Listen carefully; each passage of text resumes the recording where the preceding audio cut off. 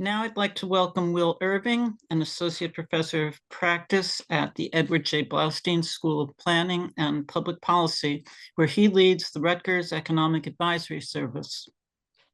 He'll be presenting an economic and demographic outlook related to our long-range plan. Will previously worked as an economic policy and revenue analyst at the New Jersey Treasury, and prior to that served as associate director of Rutgers Economic Advisory Service. He has a master's degree in public policy from the Blaustein School and a bachelor's in history from the University of California, Santa Cruz. Will? Okay. Thank you. Good morning. Good morning. Thanks for the opportunity to be here and speak with you all. So thanks again, as I said, for the opportunity to speak with you today. As you might imagine, it's quite a time to be trying to forecast the economic outlook, which is hard to get right even in times of relative economic stability and policy predictability.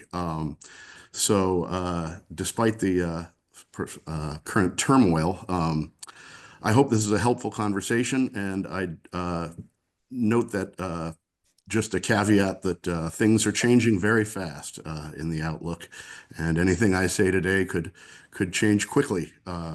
Who knows, in days or weeks, as we see policy changes made at the national level and at the state level as well. So let's see if I can make this work.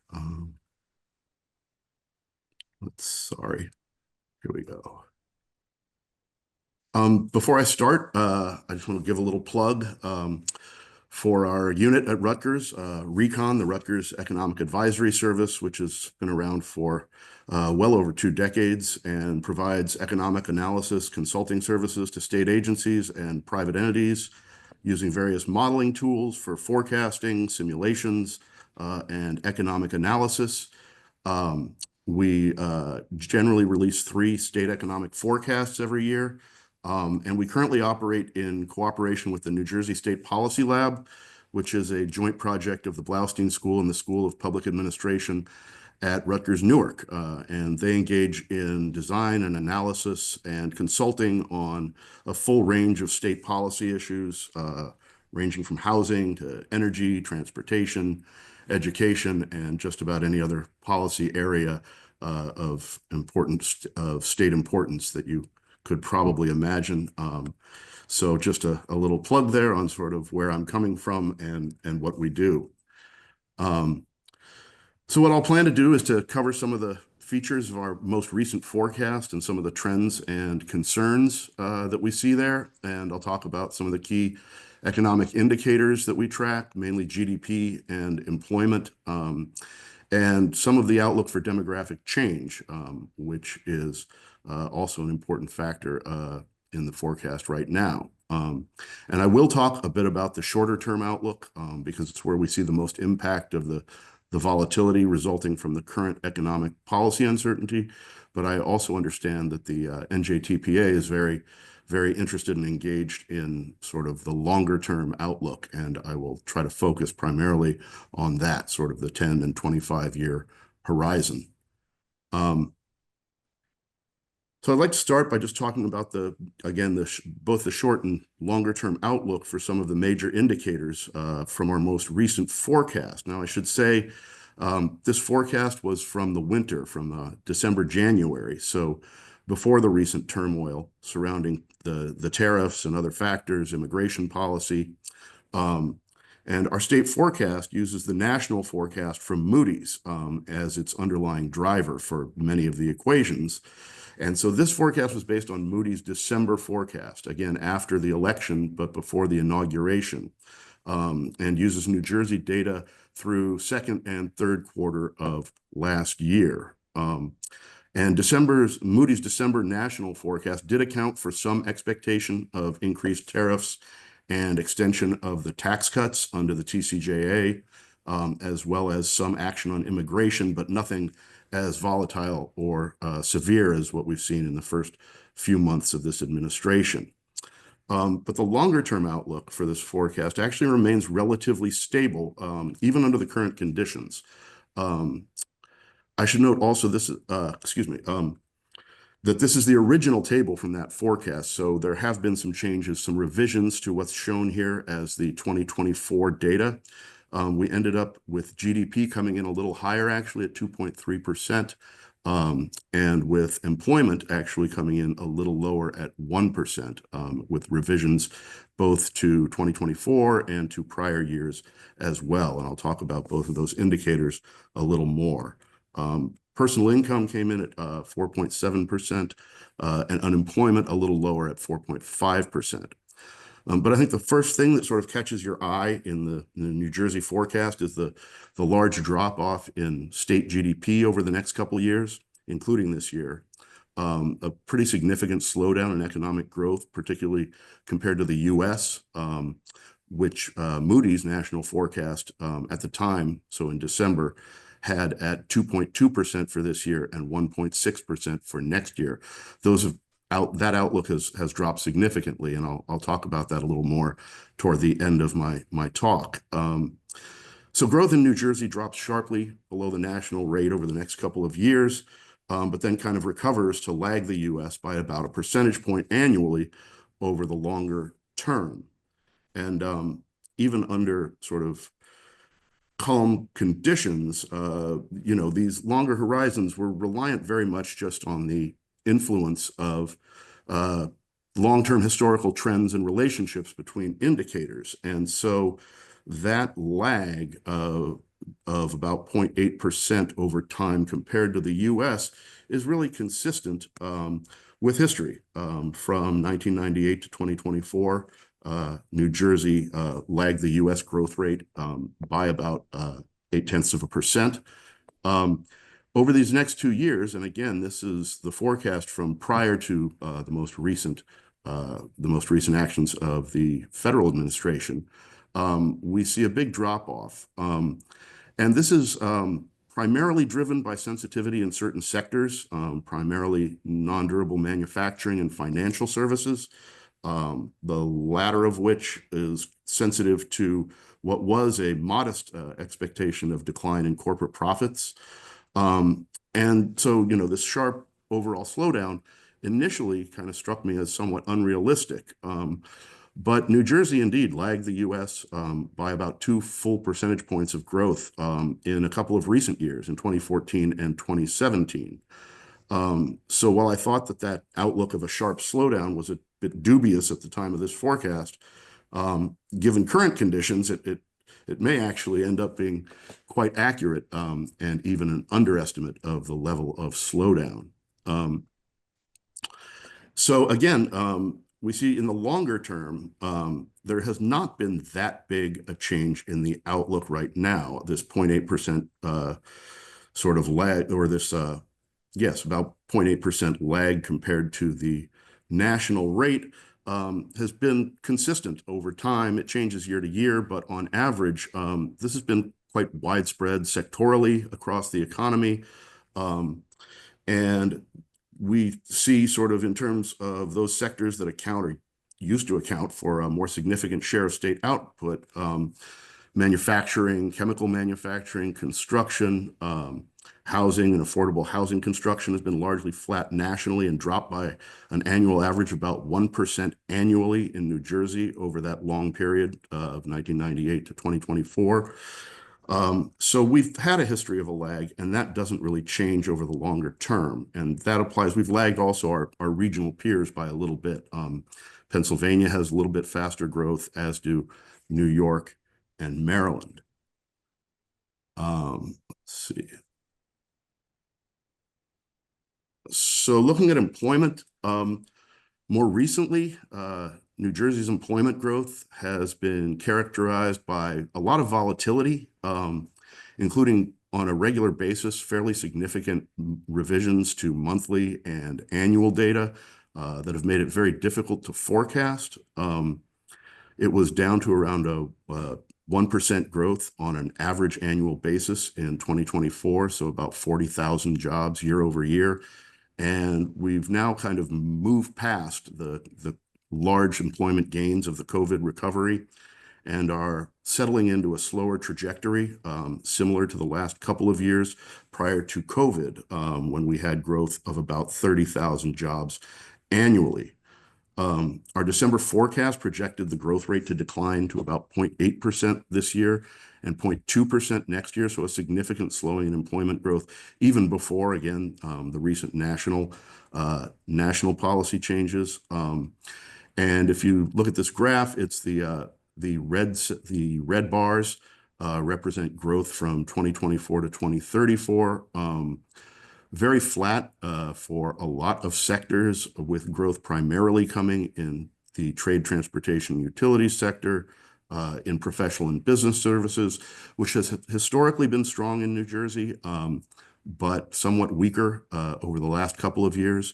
And in education and health, of course, always the healthcare sector always expanding, particularly in light of the aging population. But again, we see goods producing industries, manufacturing, construction, largely flat or declining over the next 10 years.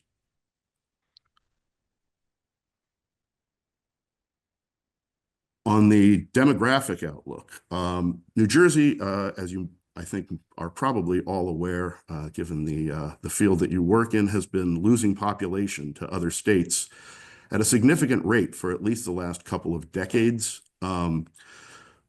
Domestic outmigration, so that does not mean that we're losing population, but that we are losing citizens to other states. And we call that domestic outmigration, which has averaged about 50,000 people, a net loss to other states of 50,000 people annually from about 2010 to 2020. And that was based on data prior to the intercensal revisions that followed the 2020 decennial census. And what's really kept us and continues to keep us from going into population decline has been significant international in-migration. And you can see here in this table the estimates for last year. And indeed, in the absence of significant immigration, we would have seen a population decline of about 9,000 people. Our model has generally been pretty bearish on population growth for the state in the long term, and that is going to be exacerbated by restrictions on immigration under the current administration. It's been historically slower as well, mostly due to an outlook of slower population growth nationally, coupled with a national pattern that's seen growth shift largely to the south and west, partly at the expense of the Northeast. And while these domestic and international migration patterns are not necessarily explicitly represented in our model, again, the administration's approach to immigration is reflected in the national forecast, the Moody's national forecast that we use, and is indirectly thus kind of built into our longer term outlook, which calls for growth of about 0.1% annually. So very slow population growth. And that's compared to about 0.5% over the 2010 to 2020 period, 0.5% annually. It's probably worth mentioning some of the recent revisions to that data. The original annual releases for 2020 through 2023 had New Jersey with basically net zero population growth. This year, they revised those estimates. They revised the way that they calculate international immigration. And we now actually show gains of over 100,000 over that period, even before the gain of 121,000 in the last year, excuse me. So the estimate for international migration from 2020 to 23 was revised up by over 90,000 people. And then last year, again, saw even larger growth with significant international inflow offsetting domestic outmigration. For the 2010 to 2020 period, there was a significant upward revision. The Census Bureau estimates population growth each year in July, and the original estimates for the decade based on those annual growth patterns were about a growth of only about 82,000 people from July of 2010 to July 2020. But then the decennial count showed that the increase was actually over about 450,000.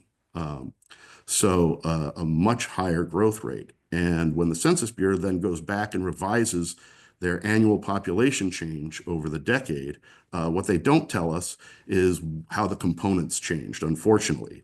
So it's difficult to make definitive statements about what the reason was for that severe upward revision. But given the experience of prior decades and these more recent revisions, I wouldn't be surprised to learn that the main factor underlying those misses was probably an undercounting, a significant undercounting of international migration.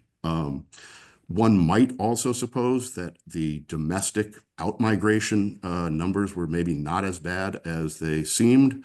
But given the pattern since 2020, we've continued to see significant domestic outmigration, including, again, 35,000 net domestic outmigration last year.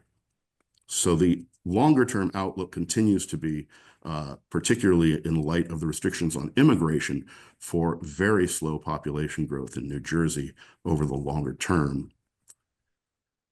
On an age basis, New Jersey's population is aging, as we know, just like that of the nation, as the baby boom ages fully into retirement. New Jersey's growth rate is slowing, but the part of that is due to slower growth of the aging population in New Jersey compared to the nation, and that's likely due in part to the influence of retirees leaving the state due to high costs. And aging population, again, of course, portends higher costs and further sort of dominance of the healthcare sector in employment growth.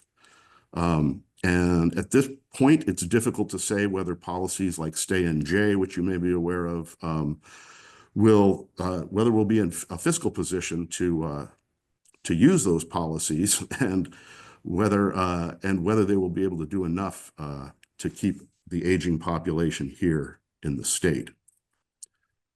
And finally, I would just like to quickly, and you'll see that it says draft here on this slide. We have not yet prepared our next forecast, our forecast, which should be coming out probably in late June, that will include all of the revisions to the New Jersey data of last year, as well as the first quarter data from this year. And what I did here was just a simple simulation where I took our previous forecast that we've just reviewed and used the Moody's national forecast to drive it. The Moody's national forecast issued in the middle of this month, which indeed did take into account some of the most recent tariff actions and immigration actions. And so what you can see here, obviously, is that the national forecast, it assumes a significant hit over the next couple of years, but eventually that there will be some easing in tariff negotiations, and the administration will roll things back. So in the longer term, we don't see all that much change in the outlook that I've just reviewed over the 10 and 25-year horizons. But the outlook over the next 2 years will worsen significantly, with a decline in state GDP forecast for this year, and employment losses, and a significant jump in the unemployment rate next year, up to 5.4%. So again, this represents sort of an old forecast driven by the latest national news. Things could also be worse than this. Changes in Fed policy, stagflation, other policies, or an entrenchment of some of the more severe tariffs could portend deeper and more long-lasting effects.